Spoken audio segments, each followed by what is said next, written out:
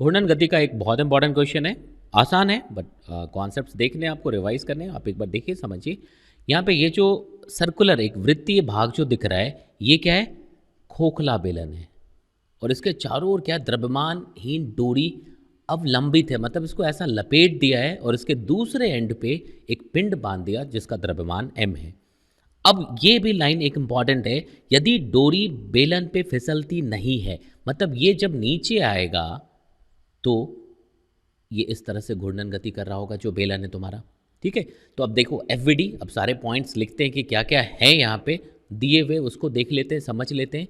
तो अगर आप देखोगे तो रस्सी में तनाव T मान लिया आपने, तो यहाँ पे T है और इस पिंड का भार होगा जो नीचे की तरफ mg लिख सकते हैं। अब मैंने मान लिया कि इसका जो त्वरण है डाउनवर्ड डायरेक्शन में नीचे की तरफ वो a है। तो न्यूटन का गति नियम क्या कहता है? कुल बल बराबर द्रव्यमान गुना त्वरण। तो अगर सिर्फ इस पॉइंट की बात करें, इस पिंड की बात करें, इस पे दो बल है, तो जो कुल बल है वो नीचे होना चाहिए, तभी ये नीचे को त्वरित हो रहा है। तो आप समीकरण क्या लिखोगे? mg माइनस टी बराबर ma। ये समीकरण 1 लिख दिया हमने। यहाँ तक समझ आ रहा है? अब इस खोखले बेलन की बात करते हैं, तो इस पे जो तनाव है वो नीचे की तरफ लग रहा है, लिख सकते। अब अगर आप यहाँ से देखोगे तो अगर ये मान लो बेलन है, खोखला बेलन, साइड से देखें तो ऐसा ही दिखेगा। अब इस पे जो रस्सी है वो नीचे की तरफ तनाव लगा रहा है और ये इस बिंदु से निलंबित है लेकिन घूम सकता है। तो अब इसका एक बलाघूर्ण होगा किस बिंदु के परितः? तो केंद्र के परितः। अब आपने टॉर्क के लिए, बलाघूर्ण के लिए पढ़ा हुआ है बल गुना लंबवत दूरी। तो देखो ये T इस तरफ लग रहा है और लंबवत दूरी की अगर बात करें तो त्रिज्या होनी चाहिए। तो इस पे जो बलाघूर्ण आएगा किस पे? इस बेलन पे, वो T इंटू आर हो जाएगा। यहाँ तक समझ आ रहा है? और इस T इंटू आर, इस वाले बलाघूर्ण की वजह से इसको एक कोणीय त्वरण मिला है, उसको हमने अल्फा मान लिया, लिख सकते हैं। तो आपने ये पढ़ा हुआ है कि जो बलाघूर्ण होता है, कुल बलाघूर्ण I गुना अल्फा, जिस पॉइंट के अबाउट, जिस बिंदु के परितः आपने बलाघूर्ण लिखा है, उसी बिंदु के परितः आपको जड़त्वाघूर्ण लिखना है। तो I लिख दिया हमने। अब बलाघूर्ण कितना है यहाँ पे? T into R. अब ये क्या होना चाहिए? खोखला बेलन है, तो खोखला बेलन मैंने बताया हुआ, उसको ऊपर से देखोगे तो रिंग जैसा दिखता है, वलय जैसा दिखता है। तो वलय का ही सूत्र यहाँ पे अप्लाई करना है। तो कितना हो जाएगा? mr² इंटू अल्फा, लिख सकते। ये दूसरा समीकरण बन गया। लेकिन क्या है? दो समीकरण, तीन अज्ञात राशियां हैं, टी भी नहीं पता, ए भी नहीं पता आपको और अल्फा भी नहीं पता।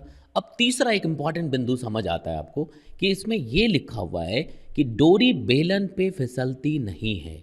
तो डोरी अगर बेलन पे नहीं फिसलती है, तो अगर आप ऐसा देखो, ये बेलन हो गया, तो बेलन अगर अल्फा से घूम रहा है और इसके साथ क्या है? डोरी है। डोरी को अलग हटा के अगर देखो तो किसी भी टाइम पे मान लो ये बिंदु बेलन का और ये बिंदु डोरी का दोनों एक साथ था, ठीक है, तो जितना त्वरण रस्सी के इस बिंदु का है उतना ही त्वरण इसका होना चाहिए बेलन के उस बिंदु का जो कि रस्सी के साथ है।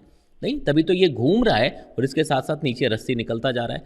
तो यहाँ पे देखोगे अल्फा की वजह से इस बिंदु पे जो स्पर्शी त्वरण होगा वो अल्फा इंटू आर होगा, ठीक है। लेकिन रस्सी के किसी बिंदु का त्वरण कितना है? ए है।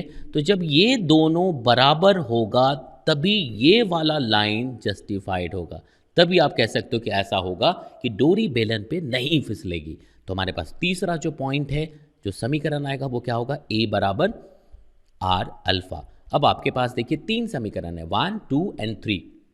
इसको आप सॉल्व करिएगा, इसको आप सॉल्व कर सकते हैं। इसको जब सॉल्व करेंगे तो ए का मान आ जाएगा और वो कितना होगा?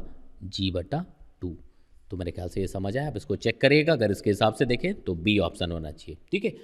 अब अगर आपको समझ आए तो बहुत थोड़े से टाइम इसको सॉल्व कर सकते हैं, विद इन मिनट सॉल्व कर सकते हैं। ये कंप्लीट रिवीजन के लिए मैंने वीडियो बनाया हुआ है, इसलिए मैंने डिटेल समझाने की कोशिश की है ताकि आप हर एक पॉइंट को रिवाइज कर पाओ। तो अगर समझ आए तो लाइक करना, शेयर करना बिल्कुल मत भूलिएगा।